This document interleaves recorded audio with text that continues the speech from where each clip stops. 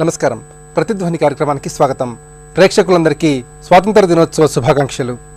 67 ఏళ్ల స్వతంత్ర భారతదేశం 40 కోట్ల మంది యువశక్తితో తొణికిసలాడుతోంది. కొత్త కళల ప్రపంచం వైపు దూసుకుపోతోంది. భవిష్యత్తంతా మాదేనంటూ కొత్త ఆశలకు రెక్కలు తొడుక్కుంటోంది. ఆధునిక సాంకేతిక పరిజ్ఞానాన్ని అందిపుచ్చుకుంటూ దేశ విదేశాల్లో అవకాశాలు సృష్టించుకుంటోంది. అయితే మరోవైపు నిరుద్యోగం, నిరాశ నిస్పృహల్లో కూరుకుపోయే యువత పెరిగిపోతోంది. 68వ స్వాతంత్ర దినోత్సవం సందర్భంగా ఆధునిక యువత భిన్న పాఠశాలపై ప్రతిధ్వని ప్రత్యేక చర్చను చేపట్టింది. ఈ చర్చలో పాల్గొంటున్న ప్రముఖులు కేసీ యశ్వంత్ గారు, ఐటీ రంగ నిపుణులు ఎం సుష్వంత్ గారు. మన దేశం 40 కోట్ల మంది యువతరంతో కళకళలాడుతోంది. ప్రధానంగా భారత యువశక్తిలో ఉన్నటువంటి బలాబలాలు ఏమిటి? భారత నిర్మాణ వికాసంలో యువత భాగస్వామ్యం ఏ విధంగా ఉండాలి? ఈ 67 సంవత్సరాల్లో భారతదేశం అన్ని రంగాల్లో అభివృద్ధి సాధించింది. ప్రధానంగా వ్యవసాయము, పరిశ్రమలు, సేవా రంగాల్లో ఎంతో దూసుకుపోయింది. ఈ అభివృద్ధిలో, ఈ అచీవ్మెంట్స్లో యువత పాత్ర ఎంతో ఉంది. 67 సంవత్సరాలతో పాటు గడిచిన 10 సంవత్సరాలు తీసుకుంటే వారు ఎన్నో సామాజిక ఉద్యమాల్లో, రాజకీయాల్లో పలు మార్పులకి వాళ్ళు దోహదం పడ్డారు.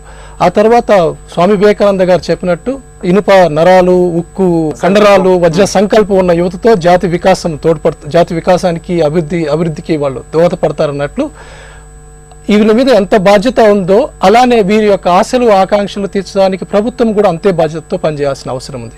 అయితే ప్రస్తుతం ఉన్న ప్రభుత్వంలో ఎన్నో అభివృద్ధి పథకాలు యువతని వారి యొక్క స్కిల్స్, వారి యొక్క నైపుణ్యాన్ని బయటకు తీయడానికి ఎన్నో పథకాలు ప్రవేశపెట్టింది. ఫర్ ఎగ్జాంపుల్ దాంట్లో స్కిల్ ఇండియా ప్రోగ్రామ్ ఉంది. 10,000 కోట్లతో ఎంఎస్ఎంఈ, మైక్రో స్మాల్ మీడియం ఎంటర్ప్రెన్యూర్స్ని అభివృద్ధి చేయడానికి పథకాలు చేపట్టింది. దాంతోపాటు 5 ఐఐటీస్ వస్తున్నాయి. ఆ తర్వాత ఎంప్లాయ్మెంట్ ఎక్స్చేంజ్ని కెరీర్ సెంటర్గా మార్చేస్తున్నారు. ఆ తర్వాత ఒక 200 కోట్లతో ఇన్ఫర్మేషన్ టెక్నాలజీ సెంటర్స్ రాబోతున్నాయి. ఇవన్నీ కూడా యువతకి పెద్ద ఎత్తున ప్రోధి చేయడానికి అవకాశం ఉంటుంది. కామన్వెల్త్ గేమ్స్లో యువత చాలా 64 మెడల్స్ తీసుకొచ్చారు. 64 పథకాలతో మనము సాటిస్ఫై అయితే కాదు, వాళ్ళు మన పేరు ప్రఖ్యాతుల్ని, మన దేశ ప్రతిష్టని ఇంకా ఇనుమడింపజేసే విధంగా వారిని ప్రమోట్ చేయాల్సిన అవసరం ఉంది. ఒక రాష్ట్రానికి ఒక స్పోర్ట్స్ యూనివర్సిటీ తీసుకొస్తే వాళ్ళు ఇంకా ఎక్కువ మంది యువత క్రీడల్లోకి వస్తారు, మన పేరు ప్రఖ్యాతులు ఇంకా పెంచుతారు. అలానే రూరల్లో తర్వాత చిన్న పట్టణాల్లో కూడా ఎన్నో కొత్త ఇన్నోవేషన్స్ తీసుకొస్తున్నారు.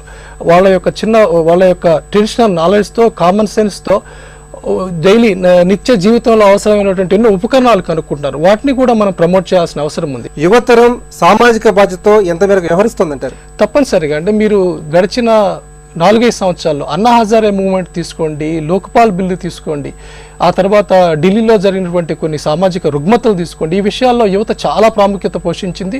అనేక ఉద్యమాలకు శ్రీకారం చుట్టారు. వాళ్ళు ఎంతో పెను మార్పులకి, రాజకీయంగా తర్వాత పాలసీ మార్పుల్లో కూడా వాళ్ళు ప్రధాన పాత్ర వహించారు. వారి వల్లనే దేశం ఇంత అభివృద్ధిలోకి పోతుంది, తర్వాత ఇంత వికాసానికి కూడా తోడ్పడుతుంది. అయితే ప్రతి రంగంలోనూ కూడా యంగ్ లీడర్స్ రావాల్సిన అవసరం ఉంది. దాన్ని సపోర్ట్ చేసే విధంగా, దాన్ని ప్రమోట్ చేసే విధంగా ప్రభుత్వాలు పనిచేయాలి. రమేష్ గారు, నైపుణ్యాల భారత్ను ఆవిష్కరించడమే తమ ప్రభుత్వ ప్రధాన అతి ముఖ్యమైన లక్ష్యమని మోడీ పేర్కొన్నారు. ఇప్పటికే స్కిల్ ఇండియా పేరుతో ఒక కార్యక్రమాన్ని ప్రకటించారు. మరి ఈ స్కిల్ ఇండియా ద్వారా యువత తమ ఉద్యోగ ఉపాధి అవకాశాలను ఏ విధంగా అందిపుచ్చుకోవాలి? స్కిల్ ఇండియా ప్రోగ్రామ్ని మనం చూసుకుంటే దాన్ని 3 రకాలుగా వర్గీకరించాల్సిన అవసరం ఉంది. ఒకటి చదువుకున్న యువత, రెండవది గ్రామీణ యువత, మూడవది వచ్చేసి విధానాలు. చదువుకున్న యువతలో మనం చూసుకుంటే చదువుకి, మార్కెట్ రిక్వైర్మెంట్కి, ఇండస్ట్రీ రిక్వైర్మెంట్కి చాలా వ్యత్యాసం ఉంది.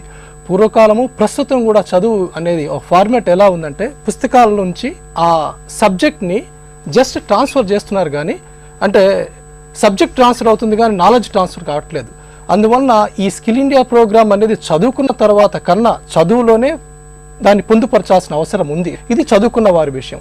చదువు లేకుండా ఉండే గ్రామీణ యువత ఉన్నారు. అంటే వెరీ మీడియాకూర్ ఎడ్యుకేషన్, 10th పాస్ అయిన వాళ్ళు, ఇంటర్తో ఆపేసిన వాళ్ళు, చదువుకునే భాగ్యం లేక, డబ్బు లేక ఉండేవాళ్ళు, వాళ్ళందరినీ కూడా వ్యవసాయ రంగంలో వాళ్ళని ఇన్వాల్వ్ చేయాలి. ఎందుకంటే కనీసం ఒక జిల్లాకి ఒక యూనివర్సిటీ, నాట్ ఈవెన్ యూనివర్సిటీ, ఒక అగ్రికల్చర్ కాలేజ్ అన్నా పెట్టి వాళ్ళకి కనీసం ఒక 1 year డిప్లొమా కోర్స్ అన్నా వాళ్ళని చేయగలిగితే బెస్ట్ మేనేజ్మెంట్ ప్రాక్టీసెస్ వాళ్ళ దగ్గర ఉంటాయి. బెస్ట్ ఎక్స్టెన్షన్ అంటే అగ్రికల్చరల్ ఎక్స్టెన్షన్ నాలెడ్జ్ కూడా గెయిన్ చేస్తారు. దానివల్ల వాళ్ళ వ్యవసాయం చేసుకోగలరు. ప్రభుత్వం మీద ఎక్కువ ఆధారపడాల్సిన అవసరం లేదు. యువతని వ్యవసాయంలోకి తీసుకురావాల్సిన అవసరం ఎంతైనా ఉందని స్వామినాథన్ కమిటీ చాలా కీలకమైన సిఫార్సు చేసింది.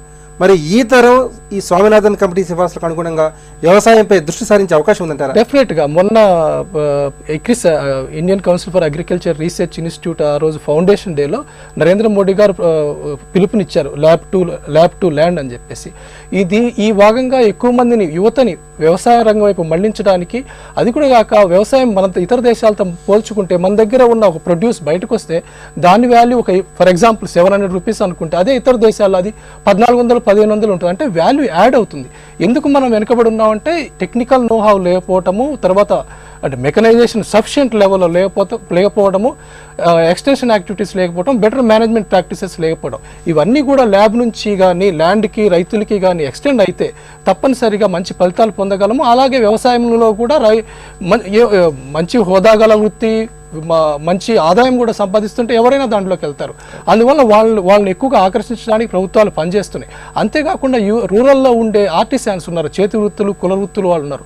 వాళ్ళకు కూడా ఎక్కువ ప్రమోట్ చేయాలి, వాళ్ళ కెపాసిటీ బిల్డింగ్ చేయాలి, వాళ్ళ నైపుణ్యాలు పెంచే అవకాశాలు చేసి వాళ్ళని ఎక్కువగా ప్రమోట్ చేయగలిగితే గ్రామీణ ప్రాంతాల్లో వ్యవసాయం వైపు యువత ఎక్కువ ఆసక్తి చూపుతారు. అలాగే చేతి వృత్తులు కూడా ఎక్కువగా ప్రమోట్ అయ్యే అవకాశం ఉంది, మంచి మార్కెట్ క్రియేట్ అయ్యే అవకాశం ఉంది.